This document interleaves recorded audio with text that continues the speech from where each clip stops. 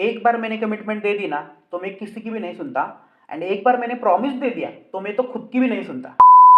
Hello dear, surprise is here. Today we will see most awaited and last one shot of PPS, that is object oriented programming. So without wasting your time, let's get started. Hi, hello everyone, I am Suyesh. No time pass, no any mode, only code. Paradigm. अब programming paradigm क्या होता है? अब programming paradigm is a way और approach to programming that designs computer programs. So simple बताता हूँ, programming paradigm क्या होता है कि कंप्यूटर प्रोग्राम्स को डिजाइन करने के अलग अलग तरीके होते हैं, इसे कहते हैं हम programming paradigm. All right, all right. So उसके बाद क्या होता है, different programming paradigms has different sets of rules. यार कॉमन सेंस है कि प्रोग्रामिंग पैराडिगम के अलग अलग तरीके होते हैं। सो अलग अलग प्रोग्रामिंग पैराडिगम्स के अलग अलग रूल्स होंगे या सेम होंगे? नहीं, अलग अलग रूल्स होंगे। ऑल राइट, सो देखते हैं हम प्रोग्रामिंग पैराडिगम्स के types. So there are four types of programming paradigms, mainly four types. All right. So first आता है हमारा मोनोलिथिक प्रोग्रामिंग पैराडिगम, उसके बाद आता है प्रोसीजरल प्रोग्रामिंग पैराडिगम, उसके बाद आता है structured programming paradigm, and last one है हमारा object oriented programming paradigm. All right, so ये हम इन डिटेल देखते हैं नेक्स्ट स्लाइड में। एंड ऑब्जेक्ट ओरिएंटेड प्रोग्रामिंग पे तो पूरा हमारा यूनिट है। ओके ओके, चलो हम देखते हैं पहले मोनोलिथिक प्रोग्रामिंग पैराडिगम क्या होता है। सो क्या होता है monolithic programming paradigm? Program is designed as a single cohesive unit. Simple होता है, मोनोलिथिक प्रोग्रामिंग में जो कुछ प्रोग्राम लिखे होते हैं, जो कुछ प्रोग्राम डिजाइन किए होते हैं, वो सिंगल कोहेसिव यूनिट में होते हैं। Okay, mean single cohesive unit में प्रोग्राम्स डिजाइन करते हैं, किसमें? मोनोलिथिक प्रोग्रामिंग में। ओके ओके, उसके बाद क्या आता है, all the functionalities modules components of program is tightly coupled and interconnected. ये बहुत इंपॉर्टेंट चीज है कि जो कुछ कंपोनेंट्स होते हैं मोनोलिथिक प्रोग्रामिंग में, मींस प्रोग्राम में जो कुछ मॉड्यूल्स होते हैं, फंक्शंस होते हैं, ये सब इंटरकनेक्टेड होते हैं। ये बहुत ही इंपॉर्टेंट पॉइंट है मोनोलिथिक प्रोग्राम का। उसके बाद क्या है, challenges in terms of scalability, maintainability and modifications in a program. अब आप ही बताओ मुझे, जब इंटरकनेक्टेड होंगे सब कुछ कंपोनेंट तो क्या होगा, अगर हम मॉडिफाई करेंगे एक कंपोनेंट तो दूसरा कंपोनेंट भी ऑटोमेटिकली मॉडिफाई हो जाएगा, चेंज हो जाएगा। क्यों? क्योंकि इंटरकनेक्टेड होते हैं ना सब कंपोनेंट्स। सो मॉडिफिकेशन जब करते हैं हम तो दूसरा भी कंपोनेंट चेंज होता है, इसलिए ये मेंटेन करने के लिए बहुत हार्ड जाता है, एंड यही ड्रॉबैक होता है मोनोलिथिक प्रोग्रामिंग का। ओके ओके, सो इसलिए हम ज्यादा यूज नहीं करते मोनोलिथिक प्रोग्रामिंग। उसमें भी एग्जांपल्स कौन से हैं मोनोलिथिक प्रोग्रामिंग में? कोबोल प्रोग्रामिंग लैंग्वेज है, असेंबली लैंग्वेज है, राइट। सो ये सब मोनोलिथिक प्रोग्रामिंग के एग्जांपल्स है। All right, all right. So अब हम देखेंगे प्रोसीजरल प्रोग्रामिंग पैराडिगम। अब प्रोसीजरल प्रोग्रामिंग पैराडिगम मींस क्या होता है, it focuses on defining series of procedures routines to be executed sequentially to solve a problem। अब इसका मतलब क्या होता है कि कोई भी प्रॉब्लम को सॉल्व करने के लिए उसके जो प्रोसीजर्स होते हैं, स्टेप्स होते हैं, रूटीन्स होते हैं ना, वो सिक्वेंशियली एग्जीक्यूट करते हैं। कहाँ? प्रोसीजरल प्रोग्रामिंग में। एंड सिक्वेंशियली एग्जीक्यूट करने के कारण उस प्रोग्राम की सिंप्लिसिटी इंक्रीज होती है, कॉम्प्लेक्सिटी डिक्रीज होती है, राइट। सो ये एडवांटेज भी है प्रोसीजरल प्रोग्रामिंग का। देखो यही यहाँ भी वही दिया है, programs are easy to understand for its simplicity, right. उसके बाद क्या है, it is effective for simple programs only, it can become more complex for large programs. Obviously अब ये सीक्वेंशियली एग्जीक्यूट करता है किसी भी प्रॉब्लम को सॉल्व करने के लिए। तो आप ही मुझे बताओ, अगर लार्ज प्रॉब्लम होगा तो क्या करेगा, ये सीक्वेंशियली ही परफॉर्म करेगा ना, सीक्वेंशियली ही एग्जीक्यूट होगा। बट जैसा जैसा ये सीक्वेंशियली एग्जीक्यूट होता जाएगा वैसा वैसा उसकी टाइम कॉम्प्लेक्सिटी बढ़ जाएगी, स्पेस कॉम्प्लेक्सिटी बढ़ जाएगी। अब ये time complexity and space complexity new terms है आपके लिए, बट आपको नेक्स्ट ईयर में आपको डीएसए नाम का एक सब्जेक्ट है, उसमें आप एकदम अच्छे से समझोगे कि टाइम कॉम्प्लेक्सिटी क्या होता है एंड स्पेस कॉम्प्लेक्सिटी क्या होती है। ओके ओके, फिलहाल तो इतना याद रखो कि सीक्वेंशियली एग्जीक्यूट होने के कारण time complexity and space complexity बढ़ती है, इसलिए हम लार्ज प्रोग्राम को हैंडल नहीं कर सकते प्रोसीजरल प्रोग्रामिंग में, मींस डिफिकल्ट बन जाता है। ओके ओके, सो ये प्रोग्रामिंग पैराडिगम का ये ड्रॉबैक है। ओके ओके, चलो अब इसका एग्जांपल्स भी है, पास्कल लैंग्वेज है, अल्गोल लैंग्वेज है। ओके, सो चलो अब देखते हैं स्ट्रक्चर्ड प्रोग्रामिंग। सो स्ट्रक्चर्ड प्रोग्रामिंग पैराडिगम मींस क्या होता है, it is totally based on procedure oriented approach, means functions and logic पे वो डिपेंड होता है। ओके, उसके बाद क्या होता है, it follows top down approach. अब टॉप डाउन डिजाइन मींस आपको बताया है मैंने यूनिट 1 में क्या होता है, इसलिए बोला था यूनिट 1 एंड यूनिट 2 बिल्कुल ऑप्शन पे मत छोड़ो, 2 टाइम्स देखो यूनिट 1। ऑल राइट, अगर आप 2 to 3 टाइम्स देखेंगे ना यूनिट 1 तो एकदम आपका फिट हो जाएगा यूनिट 2 3 4 5, बिल्कुल उड़ेंगे नहीं। ओके, क्योंकि यूनिट 1 एंड 2 का सब बेसिक्स हमें यूनिट 2 3 4 5 में लगता है। सो उसके बाद क्या है, less suitable for managing large and complex programs, means procedural programming paradigm की तरह ही ये लेस सुटेबल होते हैं किसके लिए, लार्ज एंड कॉम्प्लेक्स प्रोग्राम्स को सॉल्व करने के लिए, मैनेज करने के लिए, राइट। सो इसके एग्जांपल्स क्या है, सी प्रोग्रामिंग है हमारा, अदा प्रोग्रामिंग है। सो हमारे एफपीएल में जो हमने सीखा था ना फर्स्ट सेमेस्टर में, सी लैंग्वेज सीखी थी, तो वो C language structured programming paradigm follow करती है, राइट। सो उसके बाद देखते हैं हम ऑब्जेक्ट ओरिएंटेड प्रोग्रामिंग। अब ऑब्जेक्ट ओरिएंटेड प्रोग्रामिंग मींस क्या होता है, it is totally focuses on object and classes. अब ये ऑब्जेक्ट एंड क्लासेस क्या होता है ना, वो आपको नेक्स्ट स्लाइड में एकदम डिटेल में बताऊंगा, क्योंकि ऑब्जेक्ट ओरिएंटेड प्रोग्रामिंग में हम जितना कुछ सीखने वाले हैं ना, वो सब कुछ ऑब्जेक्ट्स एंड क्लासेस पे डिपेंड है। ओके, सो ये नेक्स्ट स्लाइड पे एकदम डिटेल में आपको समझाऊंगा कि ऑब्जेक्ट क्या होते हैं एंड क्लासेस क्या होते हैं। उसके बाद क्या है, it follows bottom up approach. अब स्ट्रक्चर्ड प्रोग्रामिंग पैराडिगम क्या फॉलो करती थी, टॉप डाउन अप्रोच फॉलो करती थी, वैसे object oriented programming bottom up approach follow करती है। And top down approach, bottom up approach, ये दोनों डिजाइन मैंने यूनिट 1 में आपको एकदम अच्छे से बढ़िया सिखाई है, राइट। आपको रिवाइज हो रहा होगा, याद आ रहा होगा। ओके ओके, चलो उसके बाद क्या है, it promotes code reuse, modularity and scalability. Means ये मॉड्यूलरिटी इंक्रीज करती है, स्केलेबिलिटी इंक्रीज करती है, एंड हम कोड को रीयूज भी कर सकते हैं, किधर, ऑब्जेक्ट ओरिएंटेड प्रोग्रामिंग में। ओके, उसके बाद क्या है, Python supports both paradigms but excels OOP. Means Python हमारा स्ट्रक्चर्ड प्रोग्रामिंग पैराडिगम भी सपोर्ट करता है, बट ऑब्जेक्ट ओरिएंटेड प्रोग्रामिंग में ज्यादा वो एक्सेल होता है, मींस ज्यादा अच्छा परफॉर्म करता है। ओके ओके, सो हमारा जो सी प्रोग्रामिंग होती है उसका पैराडिगम क्या आता है, स्ट्रक्चर्ड प्रोग्रामिंग पैराडिगम। पाइथन का प्रोग्रामिंग पैराडिगम क्या आता है, स्ट्रक्चर्ड भी आता है, बट ऑब्जेक्ट ओरिएंटेड प्रोग्रामिंग में ज्यादा सूट करता है पाइथन। ओके ओके, सो इसके एग्जांपल्स देखो, एग्जांपल्स है इसके, पाइथन है हमारा, जावा है, सी प्लस प्लस है। सो जितने भी हाई लेवल लैंग्वेज है ना, लाइक पाइथन, जावा, सी प्लस प्लस, ये सब high level language object oriented programming paradigm follow करते हैं। ओके ओके, चलो अब नेक्स्ट देखते हैं ऑब्जेक्ट ओरिएंटेड प्रोग्रामिंग के फीचर्स ऑफ ऊप्स। अब ऊप्स क्यों, क्योंकि ऑब्जेक्ट ओरिएंटेड प्रोग्रामिंग को हम प्यार से ऊप्स बोलते हैं। ओके, चलो सो क्या है, फर्स्ट क्लासेस एंड ऑब्जेक्ट्स, उसके बाद क्या है, मेथड्स एंड मैसेज पासिंग, उसके बाद इनहेरिटेंस, उसके बाद पॉलीमॉर्फिज्म, नेक्स्ट है कंटेनरशिप, उसके बाद क्या है, reusability and delegation, and last but not least data abstraction and data encapsulation. So ये सब फीचर्स है ओप्स के, राइट। सो ये सभी फीचर्स हम डिटेल में 1 बाय 1 देखने वाले हैं। ओके ओके, सो फर्स्ट देखते हैं हम हमारा क्लासेस एंड ऑब्जेक्ट, जिसपे पूरी ऑब्जेक्ट ओरिएंटेड प्रोग्रामिंग डिपेंड है, राइट। सो हमारा क्लासेस क्या होता है, classes is nothing but the blueprint for creating objects. यार सिंपल होता है, क्लास मीन्स क्या होता है, एक ब्लूप्रिंट होता है। ब्लूप्रिंट मींस क्या होता है, देखो स्टूडेंट का एक ब्लूप्रिंट ले लो, आप कार का ब्लूप्रिंट ले लो, कंट्री का ब्लूप्रिंट ले लो। अब ये स्टूडेंट का ब्लूप्रिंट मींस क्या होता है, कार का ब्लूप्रिंट मींस क्या होता है, कंट्री का ब्लूप्रिंट मींस क्या होता है, ये आपको ऑब्जेक्ट जब देखेंगे ना हम, तब आपको बताऊंगा। मींस अभी की नेक्स्ट लाइन में ही देखने वाले हैं, नेक्स्ट स्लाइड में नहीं। ओके, चलो ऑब्जेक्ट क्या होता है, instance of class containing real data and behaviour. अब आपको एकदम एग्जांपल में बताता हूं। चलो, अब क्लास मींस क्या बोला मैंने, ब्लूप्रिंट, एंड ऑब्जेक्ट मींस क्या, इंस्टेंस ऑफ क्लास। अब वो कैसे होते हैं वो देखो एग्जांपल में। अब स्टूडेंट का एक एग्जांपल लेते हैं, तो स्टूडेंट का एग्जांपल में, स्टूडेंट ये क्लास है, क्यों स्टूडेंट क्लास है। अब स्टूडेंट इस ब्लूप्रिंट में मैं क्या क्या फीचर्स दे रहा हूं, देखो स्टूडेंट इस ब्लूप्रिंट में मैं दे रहा हूं नेम, ओके, एज, उसके बाद क्लासरूम, क्लास नंबर, उसके बाद डिवीजन, उसके बाद department, right, school name, college name, class teacher, right. So ये सब डेटा कहाँ आया, स्टूडेंट के ब्लूप्रिंट में आया, राइट। सो इसके कहते हैं क्लास, राइट। मींस एक क्लास में अलग अलग इंफॉर्मेशन होती है, मींस इंफॉर्मेशन स्टोर करने की जगह होती है, उसको कहते हैं क्लास, राइट। ये आपको पता चला। ओके, अब ऑब्जेक्ट मींस क्या होता है, इंस्टेंस ऑफ क्लास। अब इंस्टेंस ऑफ क्लास मींस क्या आया कि ये जो मैंने स्टूडेंट इस ब्लूप्रिंट में क्या क्या डाला था, name, age, roll number, division, department. So अब ऑब्जेक्ट मींस क्या आएगा, student 1, student 2, student 3, means Suyash आएगा, रिया आएगी, राइट, कुणाल आएगा, रोहन आएगा, राइट, रंजीत आएगा, नेहा आएगा, साक्षी आएगी। सो ये सब नेम्स है ना स्टूडेंट के, मींस जो स्टूडेंट है, एग्जिस्टेड स्टूडेंट, वो मींस क्या होते हैं, ऑब्जेक्ट्स होते हैं, राइट। एंड जो स्टूडेंट का डेटा होता है, उस डेटा को एक ब्लूप्रिंट होती है, नाम देते हैं, उसको हम क्लास बोलते हैं, राइट। आप पता चला आपको, अगर नहीं पता चला होगा तो नेक्स्ट एग्जांपल देखते हैं, और भी है। चलो कंट्री का एक एग्जांपल लेते हैं, तो कंट्री का एक एग्जांपल लेते हैं, एंड कंट्री मींस क्या है, आप क्लास है ना, तो इस क्लास में एक ब्लूप्रिंट होगी। अब उस ब्लूप्रिंट में मैंने क्या क्या डाला, कंट्री का पॉपुलेशन डाली, राइट, उसके बाद जीडीपी डाली, राइट, उसके बाद नंबर ऑफ स्टेट्स डाले, right, name of prime minister, name of president, name of reverse, right, उसके बाद number of cities, right. So ये सब मैंने ब्लूप्रिंट्स में इंफॉर्मेशन डाली, इंफॉर्मेशन मींस सिर्फ टाइटल डाले, राइट। अब उस टाइटल में इंफॉर्मेशन फिट करने वाले हैं, कैसे, अलग अलग कंट्रीज की।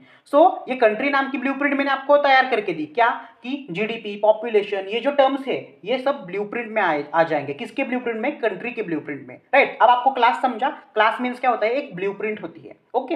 अब इस कंट्री में ऑब्जेक्ट कौन से आएंगे? इंडिया नाम का एक ऑब्जेक्ट आएगा, राइट। अमेरिका नाम का एक ऑब्जेक्ट आएगा, कनाडा नाम का एक ऑब्जेक्ट आएगा, UK, France, Italy, right, Germany, right, Russia, right, Australia, सब ये सब क्या है? ये सब ऑब्जेक्ट्स आएंगे, राइट। सो इसका मतलब आपको आप पता चला ना कैसा होता है कि क्लास मीन्स एक ब्लूप्रिंट होती है एंड ऑब्जेक्ट मीन्स जिसकी भी इंफॉर्मेशन उस क्लास ब्लूप्रिंट में हम फिट करने वाले हैं उन सभी को हम ऑब्जेक्ट्स बोलते हैं उस क्लास का, ओके। अब आप एकदम अच्छे से आपको समझेगा होगा क्लास मीन्स क्या होता है एंड ऑब्जेक्ट मीन्स क्या होता है। All right, all right. So ये अब कार का भी एक एग्जांपल है। अब ये कार का एग्जांपल जो है ना उसके ऊपर मैंने डायरेक्ट प्रोग्राम ही लिया है, आपको नेक्स्ट स्लाइड में एकदम अच्छे से समझेगा। देखो यहाँ कुछ समझा नहीं होगा ना तो भी कुछ प्रॉब्लम नहीं है, प्रोग्राम में एकदम डिटेल में समझेगा आपको क्या है, ओके। सो क्रिस्टल क्लियर हो जाएगा प्रोग्राम में, एकदम अच्छे से प्रोग्राम देखो, बिल्कुल इग्नोर मत करो ये, क्योंकि इसके ऊपर भी प्रोग्राम आपको आ सकते हैं एग्जाम में, ओके ओके। थ्योरी के लिए भी इंपॉर्टेंट है ऊप्स एंड प्रोग्राम्स के लिए भी इंपॉर्टेंट है एंड ऊप्स के लिए बहुत ही वेटेज है आपके कल के एग्जाम के लिए, मैं अभी बता रहा हूं आपको, ओके। सो पीपीएस के एग्जाम में बहुत सारा आपको क्वेश्चंस आएंगे ऊप्स के ऊपर, राइट, बहुत नंबर्स के लिए आएंगे, राइट। सो ये याद रखना पीपीएस में जो लास्ट यूनिट है ऊप्स, ऑब्जेक्ट ओरिएंटेड प्रोग्रामिंग, ये आपको बिल्कुल ऑप्शन में नहीं छोड़ना है एंड मैंने आप वीडियो अपलोड कर दी है ना तो आपको स्टडी करनी ही है कंपलसरी, पीपीएस में एक भी यूनिट ऑप्शन में नहीं छोड़ना है। All right, all right. जब मैं हूं साथ तो डरने की क्या बात, राइट। चलो अब देखते हैं हमारा प्रोग्राम क्लासेस एंड ऑब्जेक्ट्स का। पहले मैं पूरा प्रोग्राम एग्जीक्यूट करता हूँ, फिर आपको वन बाय वन सिखाता हूँ कैसा होता है क्या होता है। अब देखो क्लासेस कैसे क्रिएट करेंगे, सिर्फ क्लास लिखो और क्लास का नेम लिखो। सो क्लास क्रिएट हुआ, सो क्या किया मैंने, क्लास लिखो, क्लास का नेम मैंने कार दिया क्योंकि कार की ब्लूप्रिंट मुझे यहाँ स्टोर करनी है। सो यहाँ कोलन दे दो, सिर्फ आपका क्लास एक ही लाइन में क्रिएट हो चुका है, ओके ओके। अब उसके बाद क्लास कैसे क्रिएट करने आप सीखे। अब ऑब्जेक्ट्स कैसे क्रिएट करेंगे, यहाँ देखो कैसे क्रिएट करेंगे, सिर्फ ऑब्जेक्ट का नेम लिखो और क्लास का नेम लिखो इक्वल टू करके, ओके। सो ये कार1 क्या हुआ, ये कार का ऑब्जेक्ट हुआ, कार2 क्या हुआ, इस कार का ऑब्जेक्ट हुआ। कैसे हुआ, क्योंकि कार1 इक्वल टू यहाँ इस क्लास का नेम दिया है ना मैंने कार, राइट। यहाँ कार2 इक्वल टू यहाँ इस क्लास का नेम दिया है मैंने कार, राइट। सो इसका मतलब कार1 एंड कार2 इस कार के ऑब्जेक्ट्स हुए, राइट। अब आपको पता चला, पता चला। अब मैंने क्या बताया था, ये जो क्लास होती है ना ये ब्लूप्रिंट होती है इन ऑब्जेक्ट्स का। सो इसका मतलब क्या होता है, यहाँ सारा जो कुछ कोड लिखा हुआ है ये कार की ब्लूप्रिंट है, मींस ये जो हम ऑब्जेक्ट की जो इंफॉर्मेशन है यहाँ हमने पास की हुई ये इसमें स्टोर होने वाली है, राइट। अब देखो कैसे स्टोर होता है, कार1 इक्वल टू कार। अब देखो यहाँ हमने क्या किया है, कार इस ऐसा मतलब यहाँ ऑब्जेक्ट तो क्रिएट किया है क्लास का, बट यहाँ देखो फंक्शन का यहाँ सिंबल दिया है। इसका मतलब क्या है, यहाँ दिया है मैंने, यहाँ हम क्लास कॉल किया है डायरेक्टली। ऐसा एक्चुअली कंसेप्ट नहीं होती क्लास कॉल किया है, बट आप ऐसा समझ लो आपके लर्निंग के लिए, ओके ओके।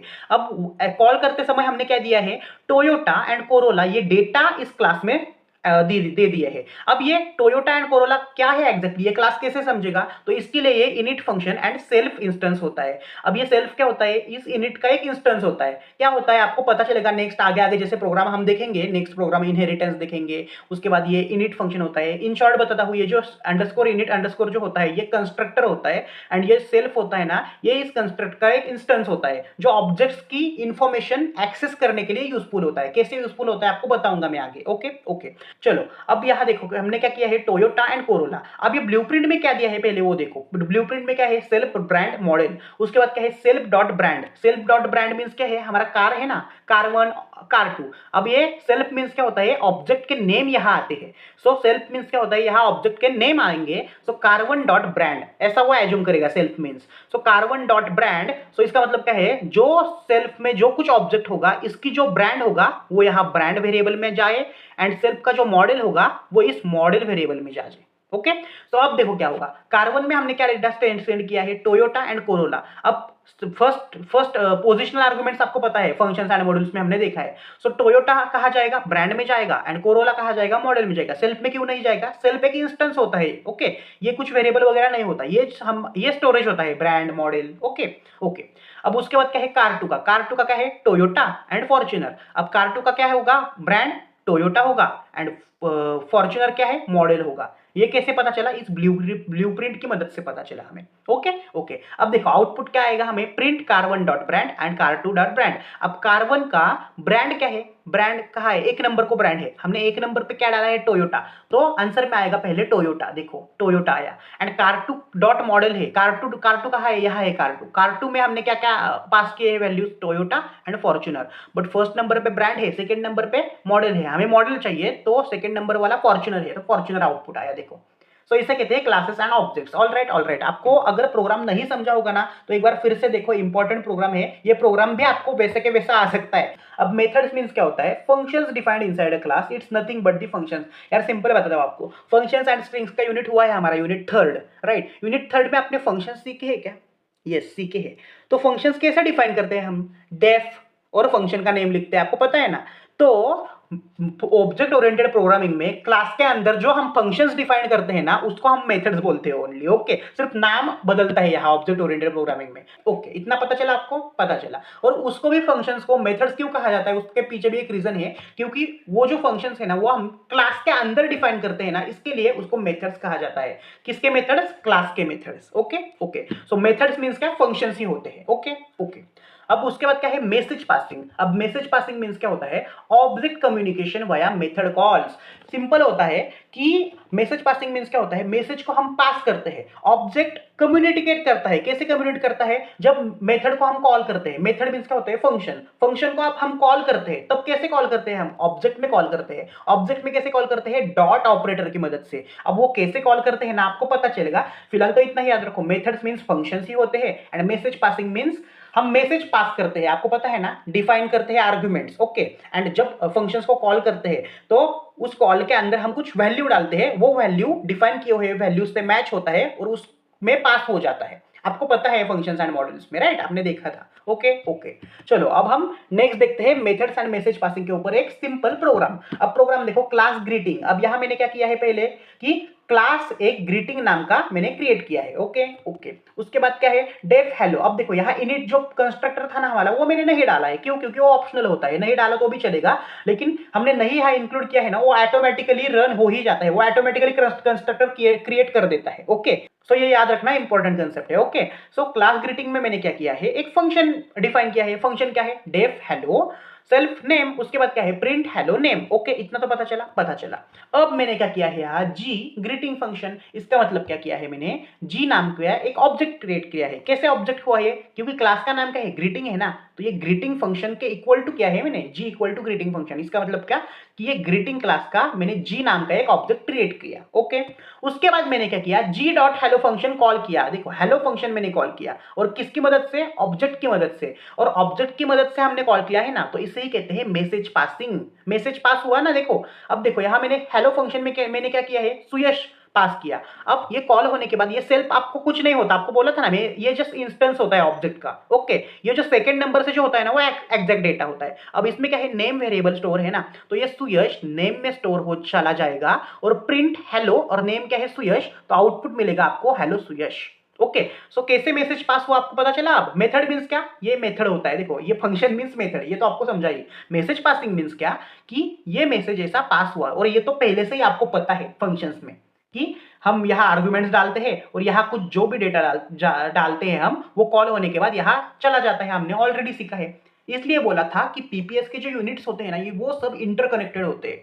सो आप एक भी यूनिट ऑप्शन में छोड़ोगे तो आपको अदर 4 यूनिट्स में प्रॉब्लम आएगा, ऐसा होता है पीपीएस में। ओके, वो बाकी के सब्जेक्ट की तरह नहीं होता कि डायरेक्ट 5th यूनिट करो, 4th यूनिट करो, 3rd करो, फर्स्ट 2 छोड़ दो, ऐसा नहीं होता। पीपीएस में आपको पांचों के पांचों यूनिट्स एकदम ध्यान देके करना पड़ेंगे। एंड अभी भी आप चालू किया ना पीपीएस की प्रिपरेशन, कोई भी प्रॉब्लम नहीं है आपको, 5 आवर्स में आपका पीपीएस खत्म हो जाएगा, इतनी गारंटी देता हूं मैं। इतने क्वालिटी वीडियोस मैंने बनाए हैं। सिर्फ आपको अभी कर रहे हो ना, तो एक वीडियो आपको डबल देखनी पड़ेगी, क्योंकि एक बार देखने से आपको नहीं समझेगा कुछ। ओके ओके, क्योंकि आपने पहले से कुछ किया नहीं है, इसलिए बोल रहा हूं डबल देखो वीडियोस। ओके ओके, चलो अब देखते हैं हमारा नेक्स्ट फीचर है। नेक्स्ट फीचर क्या है, ऊप्स का इनहेरिटेंस। अब इनहेरिटेंस मींस क्या होता है, one class inherits the properties and methods of another class. Means क्या होता है कि एक जो क्लास होता है ना, क्लास कैसे क्रिएट करते हो आपको पता है, तो वो क्रिएट किया हुआ क्लास क्या करता है, जो नीचे दूसरा क्लास क्रिएट करता है एंड उसकी प्रॉपर्टी उसमें डाल देता है। राइट। इन शॉर्ट में आप क्या बोलो आपको कि एक हमारा कंट्री है इंडिया,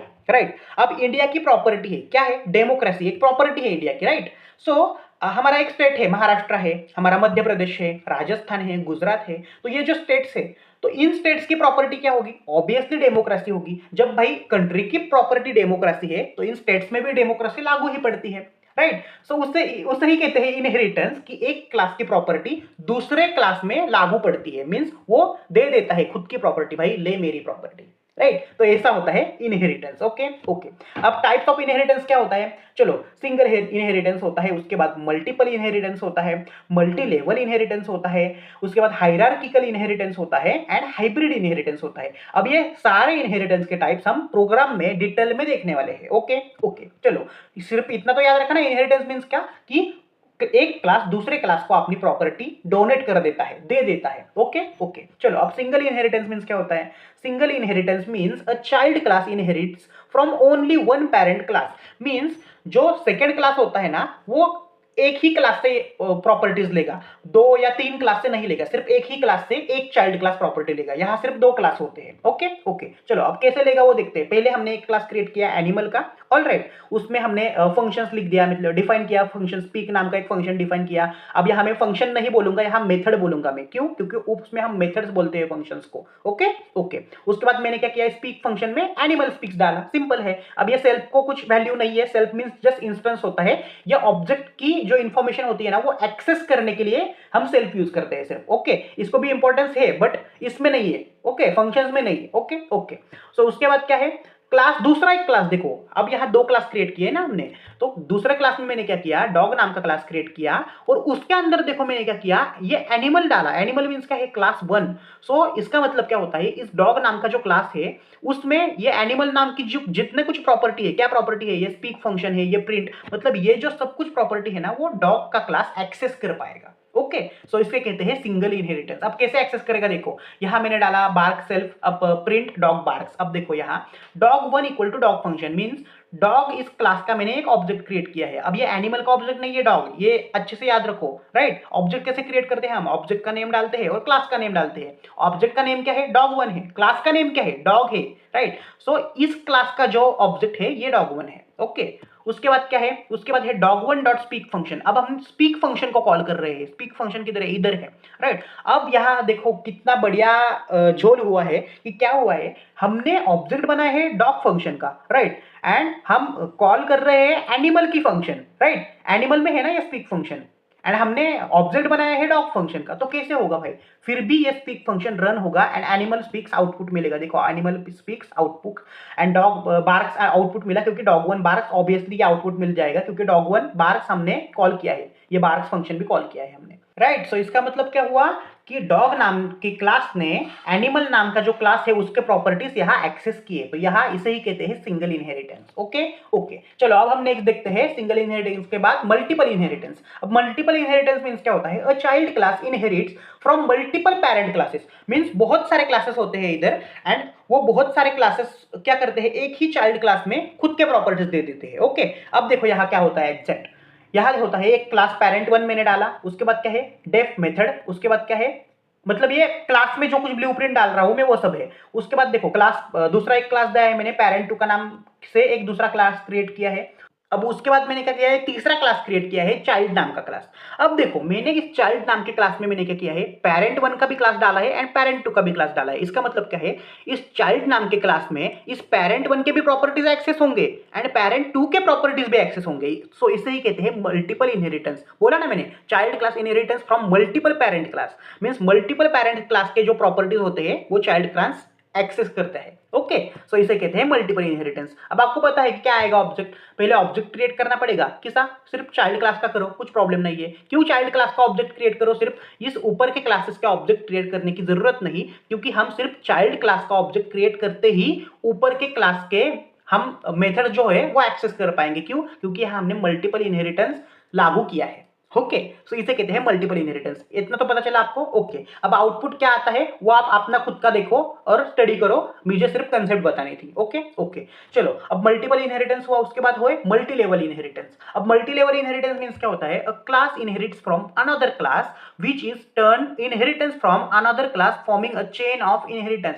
सिंपल होता है यार, मल्टी लेवल इनहेरिटेंस मींस क्या होता है? इसमें भी बहुत सारे क्लासेस होते हैं, तो वो क्या करता है, फर्स्ट क्लास जो होता है वो सेकेंड क्लास में इनहेरिट करता है वैल्यूज, सेकेंड क्लास जो होता है वो थर्ड क्लास को देते हैं खुद की प्रॉपर्टीज, थर्ड क्लास जो होता है वो फोर्थ क्लास को उसकी प्रॉपर्टीज देता है, राइट। अब वो कैसा होता है वो देखो, पहले यहाँ एक क्लास है, क्लास ग्रैंड पेरेंट, ओके, उसके उसके मेथड है बाकी के। यहाँ नीचे क्या किया है मैंने? पेरेंट नाम का एक क्लास दिया है।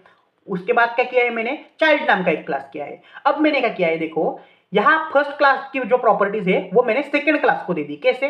पेरेंट क्लास में मैंने ग्रैंड पेरेंट यहां डाला। इसका मतलब क्या कि सेकंड क्लास ये फर्स्ट क्लास की प्रॉपर्टी एक्सेस कर पाएगा। ओके ओके, उसके बाद मैंने क्या किया? Child class. अब चाइल्ड क्लास में मैंने पेरेंट्स डाला। अब इसका मतलब क्या हुआ? ये जो चाइल्ड क्लास है ये पेरेंट क्लास की प्रॉपर्टी एक्सेस कर पाएगा। लेकिन भाई इस पेरेंट क्लास में तो कुछ प्रॉपर्टीज है ही नहीं, वैकेंट है, राइट। पास डाला है ना, इसका मतलब प्रोग्राम तो रन होगा लेकिन वैकेंट है ये। क्यों क्यों वैकेंट है? क्योंकि हमने इस पेरेंट क्लास में ऑलरेडी ग्रैंड पेरेंट की प्रॉपर्टीज दे दी है, मींस इनडायरेक्टली चाइल्ड क्लास में ग्रैंड पेरेंट की प्रॉपर्टीज भी आ जाएगी, राइट। सो इसे ही कहते हैं multi level inheritance. Okay okay, so output आप देख लो, मुझे सिर्फ कंसेप्ट बतानी थी। ओके ओके, चलो अब नेक्स्ट देखते हैं हमारा हायरार्किकल इनहेरिटेंस। अब हायरार्किकल इनहेरिटेंस मींस क्या होता है? Multiple child classes inherits from a single parent classes, means एक पेरेंट क्लास से मल्टीपल चाइल्ड क्लास को हम प्रॉपर्टीज देते हैं। वो कैसे? वो जो मेरे इंडिया एंड स्टेट्स का एग्जांपल दिया था ना, वो है हायरार्किकल इनहेरिटेंस, राइट। इंडिया क्या है? एक सिंगल पेरेंट क्लास है, and Maharashtra, Gujarat, Madhya Pradesh, Rajasthan, UP, Bihar, right, Sikkim, Arunachal Pradesh, Assam, right. So ये सब जो है ना स्टेट्स, ये क्या है? ये सब चाइल्ड क्लासेस है, राइट। सो इंडिया में डेमोक्रेसी है, ये डेमोक्रेसी ये जो प्रॉपर्टी है इंडिया की, वो मैं क्या कर रहा हूं? सारे स्टेट्स को दे रहा हूं, राइट। सो इसे ही कहते हैं हायरार्किकल इनहेरिटेंस, कि पेरेंट एक ही है लेकिन चिल्ड्रन बहुत सारे हैं। ओके ओके, उसके बाद देखो क्या है? क्लास पेरेंट नाम का, ये मींस पेरेंट क्लास है। ओके, उसके बाद क्या है? उसकी जो प्रॉपर्टीज है वो लिख रहा हूं मैं, ज्यादा कुछ नहीं है। उसके बाद चाइल्ड क्लास क्रिएट किया मैंने, उसके बाद क्या? दूसरा चाइल्ड क्लास क्रिएट किया मैंने, उसके बाद तीसरा चाइल्ड क्लास क्रिएट किया होगा, देखो। ओके, सो इसका मतलब होता है हायरार्किकल इनहेरिटेंस। एंड वो वर्क कैसे करता है देखो, पहले क्या किया मैंने? ऑब्जेक्ट क्रिएट किया है किसका? चाइल्ड वन का। उसके बाद चाइल्ड टू का ऑब्जेक्ट क्रिएट किया, राइट। सो ये सब मुझे बताने की अब जरूरत नहीं है, ऑब्जेक्ट कैसे क्रिएट करते हैं, क्लासेस कैसे क्रिएट करते हैं, ये आपको पता चला है फर्स्ट प्रोग्राम में। मुझे सिर्फ क्या बताना है आपको? Hierarchical inheritance. अब हायरार्किकल इनहेरिटेंस कैसा होता है? एक parent class multiple child class को कैसे प्रॉपर्टीज दे रहा है ये देखा है। अब देखो ये कैसे दे रहा है, ये फर्स्ट सेकंड जो चाइल्ड वन क्लास है वो क्या कर रहा है? पेरेंट वन के प्रॉपर्टीज ले रहा है, देखो ब्रैकेट में पेरेंट वन है, राइट। उसके बाद चाइल्ड टू जो क्लास है वो भी पेरेंट के प्रॉपर्टीज ले रहा है, मींस ये जो पेरेंट क्लास है वो चाइल्ड वन को भी प्रॉपर्टीज दे रहा है एंड चाइल्ड टू को भी प्रॉपर्टीज दे रहा है, राइट। सो इसे ही कहते हैं हायरार्किकल इनहेरिटेंस। ओके, अब आउटपुट आप खुद से लर्न करो, प्रोग्राम पॉज करके, वीडियो पॉज करके, एंड नेक्स्ट देखते हैं हम। अब नेक्स्ट देखते हैं हाइब्रिड इनहेरिटेंस। ये बहुत ही कमाल का इनहेरिटेंस का टाइप है। इसमें क्या होता है कि कॉम्बिनेशन होता है सारे इनहेरिटेंस का, means it is a combination of two और more types of inheritance. Okay okay, अब ये कॉम्बिनेशन कैसा होता है प्रोग्राम में देखो, पहले क्या होता है। ओके, सो अब प्रोग्राम में देखो अच्छी तरीके से, यहां मैंने क्या डाला? क्लास ए, उसके बाद क्लास बी, उसके बाद क्लास सी, मैंने मतलब 3 क्लास लिए हैं यहाँ। ओके, क्लास डी भी है, 4 क्लास है यहाँ। ओके, अब यहाँ मैंने क्या डाला है देखो, क्लास ए, यहाँ मैंने ब्रैकेट में कुछ डाला है क्या? नहीं, इसका मतलब ये इंडिपेंडेंट एक क्लास है, या इस क्लास ने किसी की भी प्रॉपर्टीज एक्सेस नहीं की है। ओके ओके, उसके बाद जो सेकंड क्लास है बी, उसने ए के प्रॉपर्टीज एक्सेस किए हैं, देखो ए डाला है ना हमने ब्रैकेट में बी के, इसका मतलब क्या है? ये बी क्लास ने ए के प्रॉपर्टीज इनहेरिट किए हैं। ओके, सो यहां क्या हुआ है? Class A and class B में, class A and class B में हुआ है सिंगल इनहेरिटेंस। ओके, अब उसके बाद क्या है? क्लास सी ने क्या किया है? पेरेंट का जो प्रॉपर्टीज है, पेरेंट क्लास क्या है? ए है ना, सो ए के प्रॉपर्टीज सी में भी लिए है, सो ए के प्रॉपर्टीज बी में भी लिए है और ए के प्रॉपर्टीज सी ने भी लिए है। तो इसका मतलब क्या हुआ? यह हुआ हायरार्किकल इनहेरिटेंस, राइट। ये तो पता चला ना आपको, एक पेरेंट और बहुत सारे चिल्ड्रंस। ओके, अब उसके बाद क्या है? हमने डी ने क्या किया है? बी और सी ये दोनों के प्रॉपर्टीज लिए हैं। अब इसका मतलब क्या हुआ है? इसको कहते हैं मल्टीपल इनहेरिटेंस। अब मल्टीपल इनहेरिटेंस मींस क्या होता है कि पेरेंट्स बहुत सारे होते हैं, चिल्ड्रन एक होता है, इस एक चिल्ड्रन ने बी के भी प्रॉपर्टीज एक्सेस किए एंड सी के भी प्रॉपर्टीज एक्सेस किए। मींस इसका मतलब क्या हुआ? इस एग्जांपल में सारे टाइप्स के इनहेरिटेंस कवर हुए, सारे मतलब एटलीस्ट 2 तो होने ही चाहिए, मतलब टू इनहेरिटेंस के टाइप अगर कंबाइन हुए एक प्रोग्राम में तो उस इनहेरिटेंस को कहते हैं हम hybrid type of inheritance. Okay okay, चलो अब हम नेक्स्ट देखते हैं पॉलीमॉर्फिज्म। पॉलीमॉर्फिज्म भी बहुत बढ़िया फीचर है ऊप्स का। उसमें क्या होता है, polymorphism is a foundational concept in OOPs in Python programming. अब वो फाउंडेशनल कंसेप्ट क्यों है, क्योंकि it allows entities like functions, methods और operators to behave differently based on type of data. इसका मतलब क्या होता है, पॉलीमॉर्फिज्म मींस क्या होता है कि हम अलग अलग क्लास में सेम टाइप के मेथड्स हम स्टोर कर सकते हैं, डिफाइन कर सकते हैं, बट वो मेथड कॉल होता है as per their need. Means अगर हमने दो क्लास में दो मेथड अलग अलग यूज किए, मतलब हमने पहले क्लास 1 डिफाइन किया और नीचे क्लास 2 डिफाइन किया, तो उसमें अगर क्लास 1 में हमने क्या किया कि हेलो नाम का एक फंक्शन डिफाइन किया एंड क्लास 2 में भी हमने हेलो नाम का फंक्शन डिफाइन किया, बट जब एग्जीक्यूट होने का टाइम आएगा तो रन कौन सा होगा, क्लास 1 का हेलो फंक्शन रन होगा या क्लास 2 का हेलो फंक्शन रन होगा। तो ये जो कंसेप्ट होता है ना, इसको हम पॉलीमॉर्फिज्म कहते हैं। ओके, चलो अब नेक्स्ट देखते हैं पॉलीमॉर्फिज्म का प्रोग्राम। अब पॉलीमॉर्फिज्म कैसे होता है, देखो क्लास बर्ड मींस बर्ड नाम का एक मैंने क्लास क्रिएट किया है यहाँ, उसके अंदर मैंने क्या किया है, साउंड नाम का एक फंक्शन डिफाइन किया है, उसके अंदर क्या किया है मैंने, प्रिंट सिर्फ चर्प, राइट, प्रिंट किए कर रहे हैं हम चर्प नेम। उसके बाद क्या किया है हमने, डॉग नाम का क्लास डिफाइन किया है। उसके बाद मैंने साउंड नाम का, डॉग नाम के क्लास में मैंने क्या किया है, साउंड नाम का एक फंक्शन डिफाइन किया है, लेकिन क्या कहते हैं हम इसे, फंक्शन नहीं कहेंगे, मेथड कहेंगे, यहाँ साउंड मेथड, और यहाँ भी क्या कहेंगे हम, साउंड मेथड ही कहेंगे। ओके, उसके बाद क्या कहेंगे, प्रिंट बार्क। अब बार्क को प्रिंट कर रहे हैं हम। अब मैंने बोला ना आपको कि हम टू सेपरेट डिफरेंट क्लासेस तो क्रिएट करते हैं, लेकिन दोनों क्लास में या तीनों जितने भी क्लासेस होंगे वहां सेम मेथड डालते हैं, सेम मेथड का नेम डालते हैं। तो कैसे समझेगा हमें कि ये साउंड वाला मेथड रन होना है या ये साउंड वाला मेथड कॉल करना है, तो उसे ही कहते हैं पॉलीमॉर्फिज्म। ओके ओके, अब देखो कैसा होता है। अब मैंने क्या किया है, for animal in bird function and dog function, means मैंने बर्ड क्लास भी डाला है एंड डॉग क्लास भी एक्सेस कर रहा हूं। ओके, यहां मैंने क्या किया है, एनिमल डॉट साउंड फंक्शन। अब साउंड फंक्शन क्या कॉल किया है ना हमने, तो साउंड फंक्शन क्या है, यहां भी साउंड फंक्शन है एंड यहां भी साउंड फंक्शन है। अब क्या प्रॉब्लम होगा कि कौन सा साउंड फंक्शन प्रिंट होना चाहिए, चर्प प्रिंट करना है या बार्क प्रिंट करना है, राइट। दोनों भी प्रिंट होगा, देखो चर्प भी प्रिंट होगा, बार्क भी प्रिंट होगा। क्यों होगा, क्योंकि हम एनिमल जो ऑब्जेक्ट है हमारा, वहां हमने बर्ड फंक्शन को भी डाला है एंड डॉग फंक्शन को भी एक्सेस कर रहे हैं हम, राइट। अगर आप सिर्फ यहां ऐसा लिखते हैं for animal in bird, right, तो सिर्फ चर्प आपको आउटपुट मिलता, and for animal in dog लिखते तो आपको बार का आउटपुट मिलता।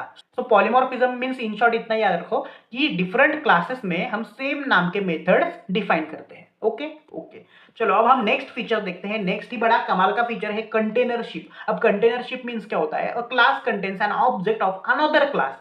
मींस क्या होता है, एक क्लास में दूसरे क्लास का ऑब्जेक्ट होता है। अब कैसे होता है वो देखो कैसा होता है, it is way to build complex object by combining simpler ones. Means जो कॉम्प्लेक्स ऑब्जेक्ट्स होते हैं, मैंने क्या बोला था, अब जो प्रोसीजरल प्रोग्रामिंग थी, स्ट्रक्चरल प्रोग्रामिंग थी, यह क्या करती थी, फेल होती थी ना। कॉम्प्लेक्स प्रोग्राम्स जो आते थे, लार्ज प्रोग्राम्स जो आते थे, लेकिन ऑब्जेक्ट ओरिएंटेड प्रोग्रामिंग फेल नहीं होती कॉम्प्लेक्स एंड लार्ज प्रोग्राम्स में। क्यों नहीं फेल होती, क्योंकि ये फीचर्स प्रोवाइड करती है कंटेनरशिप जैसे, right. It is way to build complex objects भी बिल्ड कर सकते हैं हम कंटेनरशिप से। कैसे कर सकते हैं, अब देखो नीचे, this is also known as composition भी कहते हैं कंटेनरशिप को। चलो भाई प्रोग्राम दिखाओ जल्दी।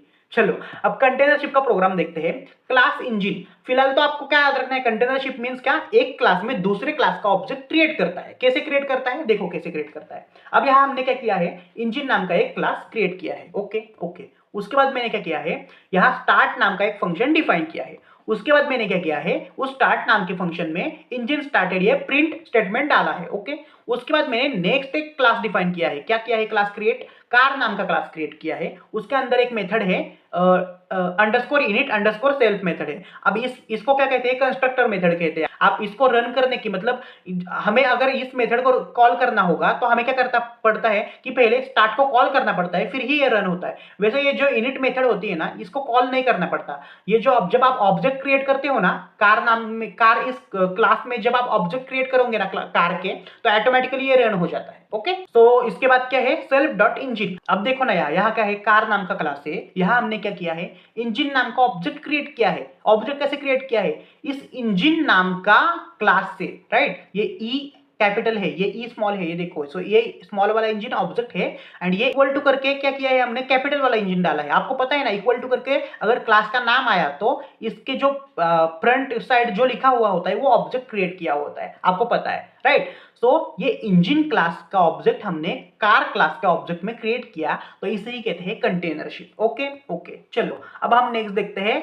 आउटपुट क्या आता है वो आप देख लो, सिर्फ मुझे कंसेप्ट बतानी थी। कंटेनरशिप मींस क्या कि एक क्लास का ऑब्जेक्ट दूसरे क्लास में हम क्रिएट करते हैं। ओके ओके, चलो अब हम नेक्स्ट देखते हैं। कंटेनरशिप के बाद क्या आता है हमारा, रीयूजेबिलिटी एंड डेलीगेशन। अब रीयूजेबिलिटी एंड डेलीगेशन मींस क्या होता है, achieved using inheritance and container ship. Simple होता है। रीयूजेबिलिटी मींस क्या कि हम कोड को रीयूज कर सकते हैं, एंड डेलीगेशन मींस क्या होता है, an object delegates a task to another object. Means क्या होता है कि एक ऑब्जेक्ट बोलता है भाई मैं थक गया हूं तू ये कर ले, सो उसे ही कहते हैं डेलीगेशन। डेलीगेशन मींस क्या होता है, एक ऑब्जेक्ट खुद का काम दूसरे ऑब्जेक्ट को करना पड़ता है, राइट।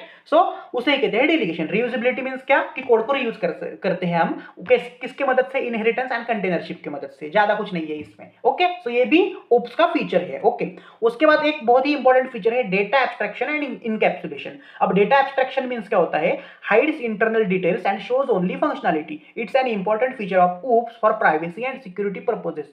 अब क्या होता है, कुछ कंपनीज जो होती है वो सॉफ्टवेयर बनाती है, राइट। मींस हमें सिर्फ यूजर को सिर्फ जितना दिखाना चाहिए ना उतना ही दिखेगा, एंड जो कुछ उनके प्राइवेट स्टेप्स है या कुछ सेंसिटिव इंफॉर्मेशन है वो डेटा एब्स्ट्रैक्शन की मदद से हाइड रखेंगे। ओके ओके, सो उसके बाद क्या है, इनकैप्सुलेशन। अब इनकैप्सुलेशन मींस क्या होता है, binds data and methods together. Combination of data and methods means क्या होता है कि जो डेटा होता है, इंफॉर्मेशन होती है, एंड जो मेथड्स होते हैं, मेथड मींस क्या, फंक्शंस, इन दोनों का combination means data encapsulation. Means उनको हम कंबाइन करते हैं दोनों को। ओके ओके, सो ये भी फीचर हमें ओओपी में अलाउड होता है, मींस हमें वो ओओपी प्रोवाइड करती है। सो इतने सारे वेरियस टाइप्स के फीचर्स की मदद से ऑब्जेक्ट ओरिएंटेड प्रोग्रामिंग बहुत ही पॉपुलर प्रोग्रामिंग पैराडिगम है, राइट। इसलिए वो बहुत ही यूजफुल है नाउअडेज, राइट।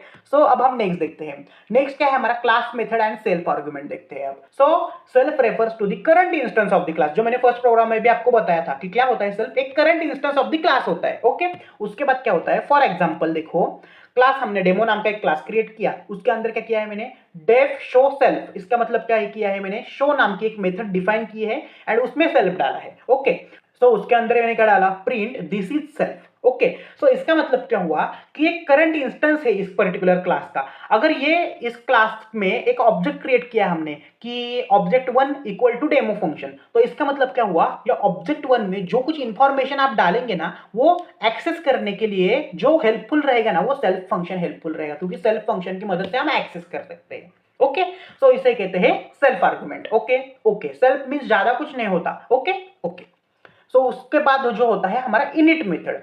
चलो अब इनिट फंक्शन आपको पता है क्या होता है init method. Init method means होता है कंस्ट्रक्टर। अब कंस्ट्रक्टर मींस क्या होता है, constructor method in Python automatically called when object is created. मैंने ऑलरेडी बताया था आपको। कंस्ट्रक्टर मेथड मींस क्या होता है, ये ऑटोमेटिकली कॉल होता है जब हम ऑब्जेक्ट क्रिएट करते हैं। ओके ओके, इसको हमें कॉल करने की जरूरत नहीं पड़ती। अगर ऐसा करोगे आप तो एरर थ्रो करेगा कुछ प्रोग्राम। ओके ओके, जब हम क्लास क्रिएट करते हैं उसके बाद जो फर्स्ट हमारा जो फंक्शन होता है, सॉरी मेथड जो होता है, तो वो मेथड होता है हमारा इनिट फंक्शन। ऑटोमेटिकली वो वही बाय डिफॉल्ट मेथड होनी ही चाहिए इनिट। ओके ओके, तो ये ऑप्शनल होता है, कंपलसरी नहीं होता। ओके ओके, चलो उसके बाद क्या होता है, फॉर एग्जांपल देखो कैसे होता है। देखो हमने क्लास तो क्रिएट किया, उसके बाद हम इनिट मेथड डिफाइन करते हैं। देखो डेफ अंडरस्कोर इनिट अंडरस्कोर, अब ये सेल्फ नेम, अब ये सेल्फ तो क्या है, एक करंट इंस्टेंस होता है इस क्लास का, आपको पता है। इसको कुछ वैल्यू नहीं है, ज्यादा वैल्यू है, बट इस फंक्शन के जो स्टोरेज होता है ना, यहाँ देखो अब नेम नाम का एक स्टोरेज में बना रहा हूं ना, यहाँ वेरिएबल मैंने क्रिएट किया है यहाँ नेम।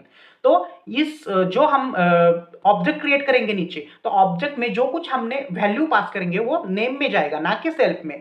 सेल्फ क्या करेगा, सेल्फ इस नेम को हेल्प करेगा उस डेटा को एक्सेस करने के लिए ऑब्जेक्ट के। Okay okay, so self dot name equal to name. So ऐसा होता है। ये देखो मैंने क्या बोला था, ऑब्जेक्ट में जो कुछ आप इंफॉर्मेशन डालते हैं वो इस फंक्शन में एक्सेस करने के लिए, इस नेम में एक्सेस करने के लिए ये सेल्फ फंक्शन इस नेम को मदद करता है। अब आपको समझा ना सेल्फ फंक्शन मींस क्या होता है, समझा है। एंड इनिट फंक्शन भी क्या होता है ये भी समझा, क्या होता है, कंस्ट्रक्टर होता है। चलो अब ये हुआ इनिट फंक्शन। अब इनिट फंक्शन के बाद डिलीट मेथड है एक। अब डिलीट मेथड मींस क्या होता है कि ये डिस्ट्रक्टर होता है। Destructor method called when an object is deleted, means जब ऑब्जेक्ट को डिलीट करना है तो ये मेथड कॉल होती है। अब कैसे होती है वो देखो नीचे एग्जांपल में। देखो पहले क्या होता है, हमने टेस्ट नाम की एक क्लास क्रिएट किया, ये तो पता चला। उसके बाद मैंने क्या किया है, देखो हमने del डिलीट नाम की मेथड हमने डिफाइन की है, देखो अंडरस्कोर डिलीट अंडरस्कोर, उसके अंदर मैंने सेल्फ डाला है, ऑब्वियसली सेल्फ एक करंट इंस्टेंस होता है इसलिए डालना पड़ता है। ओके, उसके बाद क्या होता है, print object is being destroyed, means इसका मतलब क्या हुआ, आपका जो ऑब्जेक्ट डिस्ट्रॉय करना है, मींस जो क्रिएट करते हैं ना आप ऑब्जेक्ट, उसे अगर आपको डिस्ट्रॉय करना है तो डीईएल मेथड से हम डिस्ट्रॉय कर सकते हैं। ओके ओके, इतना ही है सिर्फ। ओके, एंड आपको क्रिएट कैसे करना है, सिर्फ ऑब्जेक्ट का नेम लिखो और क्लास का नेम लिखो, क्रिएट हो जाएगा। एंड डिलीट कैसे करना है, डीएल मेथड से डिलीट भी हो जाएगा। ओके ओके, चलो अब हम नेक्स्ट देखते हैं। नेक्स्ट है क्लास एंड ऑब्जेक्ट वेरिएबल्स। अब class and object variables means क्या होता है, class variables are defined within the class but outside of any methods, means variables ही होते हैं जो क्लास में हम यूज कर सकते हैं ना वेरिएबल्स, उसे हम क्लास वेरिएबल्स कहते हैं। एंड ऑब्जेक्ट वेरिएबल्स मींस क्या, object variables are defined within the methods of class using the self keyword, means self keyword से जो कुछ वेरिएबल्स हम यूज कर सकते हैं उसे हम ऑब्जेक्ट वेरिएबल्स कहते हैं। एंड जो वेरिएबल्स क्लास में डिफाइन करते हैं, आपको पता है ना क्लास कैसा होता है, उस क्लास में डिफाइन करते हैं उसे हम क्लास वेरिएबल्स कहते हैं। प्रोग्राम में बताता हूं आगे class variables and object variables कैसे डिफाइन करते हैं। देखो ऐसे होते हैं। अब ये देखो, यहां मैंने क्या किया है, स्टूडेंट का एक क्लास क्रिएट किया है, उसमें मैंने क्या किया है, स्कूल नाम का एक वेरिएबल क्रिएट किया है, उस वेरिएबल में मैंने एबीसी हाई स्कूल ये डेटा स्टोर किया है। ओके ओके, अब ये देखो, ये जो वेरिएबल है स्कूल, ये क्लास वेरिएबल हुआ, क्यों, क्योंकि ये इस क्लास में स्टोर है ना, राइट। सो इस क्लास में जितने कुछ वेरिएबल्स होंगे उस वेरिएबल्स को हम क्लास वेरिएबल्स कहेंगे। ओके, इतना ही कंसेप्ट है, सिर्फ, ज्यादा कुछ नहीं। ओके, अब उसके बाद देखो, यहां में एक कंस्ट्रक्टर है। अब कंस्ट्रक्टर है, उसमें हम नेम एक वेरिएबल है ना, यहां मैंने क्या किया है, सेल्फ है, और यहां एक वेरिएबल है नेम नाम का। आपको मैंने प्रीवियस स्लाइड में ही बोला कि सेल्फ की मदद से जो कुछ हम वेरिएबल यहां स्टोर करते हैं, क्रिएट करते हैं, उन वेरिएबल्स को हम ऑब्जेक्ट वेरिएबल्स बोलते हैं। इतना सिंपल होता है। सो आपको पता चला ना कि क्लास वेरिएबल्स मींस क्या, क्लास के अंदर जितने कुछ वेरिएबल्स लिखे हुए होंगे वो क्लास वेरिएबल होंगे, बट सेल्फ में जो कुछ वेरिएबल होंगे सेल्फ इंस्टेंस में, उसे हम ऑब्जेक्ट वेरिएबल कहेंगे। ओके ओके, चलो अब हम नेक्स्ट देखेंगे पब्लिक एंड प्राइवेट मेंबर्स। अब पब्लिक एंड प्राइवेट मेंबर्स क्या होता है, देखो पब्लिक मेंबर्स क्या होते हैं, पहले एक्सेसिबल फ्रॉम एनीवेयर इन और out the class, means public members क्या होते हैं, एक्सेसिबल होते हैं, इनसाइड भी होते हैं एंड आउटसाइड भी होते हैं क्लास के। कैसे, देखो एग्जांपल में, हम डेमो नाम का क्लास क्रिएट किया है, उसके बाद क्या किया है हमने, कंस्ट्रक्टर क्रिएट किया है, डिफाइन किया है सेल्फ से, उसके बाद क्या किया है हमने, सेल्फ डॉट नेम सुयश। ओके, अब ये सेल्फ डॉट नेम सुयश ये पब्लिक मेंबर हुआ। अब ये पब्लिक मेंबर क्यों हुआ, क्योंकि ये एक्सेसिबल है, क्यों, क्योंकि यहाँ क्लास के अंदर भी एक्सेसिबल है, क्लास के बाहर भी एक्सेसिबल है। अब प्राइवेट मेंबर्स देखो, प्राइवेट मेंबर्स क्या होते हैं, private members not directly accessible from outside the class. अब देखो कैसे होता है, एक क्लास हमने क्रिएट किया डेमो, उसके बाद हमने क्या किया है, इनिट कंस्ट्रक्टर डाला है, उसके बाद मैंने क्या किया है, self dot secret equal to hidden message. अब देखो, एक अंडरस्कोर सीक्रेट में मैंने एक हाइडन मैसेज स्टोर किया है। ओके, सो ये प्राइवेट मेंबर है, और प्राइवेट मेंबर याद रखना अंडरस्कोर से ही हम क्रिएट कर सकते हैं प्राइवेट मेंबर्स, इतना याद रखो। ओके, अगर आपको ऐसा रखना है अंडरस्कोर सुयश, तो इसका मतलब क्या हुआ, अंडरस्कोर सुयश ये एक प्राइवेट मेंबर है। मींस आप अगर कोई भी वेरिएबल जो होता है उसे आप अंडरस्कोर से स्टार्ट करोगे तो ओप्स में उसे प्राइवेट मेंबर कहा जाता है। ओके ओके, सो ये ऑब्जेक्ट डेमो फंक्शन। अब यहाँ क्या कर रहे हैं हम, एक्सेस क्या कर रहे हैं, ऑब्जेक्ट ये सीक्रेट, ये जो वेरिएबल है ना वो एक्सेस कर रहे हैं, बट ये एरर थ्रो करेगा। क्यों एरर थ्रो करेगा, क्योंकि ये प्राइवेट मेंबर है, इसे हम सिर्फ इस क्लास में ही यूज कर सकते हैं, ये बाहर नहीं यूज कर सकते हम इसके। ओके, सो इसे कहते हैं private member. And private member create कैसे करेंगे, स्टार्टिंग पे सिर्फ अंडरस्कोर डालेंगे एंड जो कुछ आप नाम लिखेंगे वो प्राइवेट मेंबर हो जाएगा। ओके, सो इसे कहते हैं private member. And last program में हमने देखे थे पब्लिक मेंबर, जो सारे जगह एक्सेसिबल भी होते हैं। ओके ओके, सो इसे कहते हैं public and private members. And इसी तरीके से हमारा ऊप्स का सभी कंसेप्ट क्लियर हो चुके हैं। ज्यादा से ज्यादा तो आपको मैं बोलूंगा फीचर्स इंपॉर्टेंट है।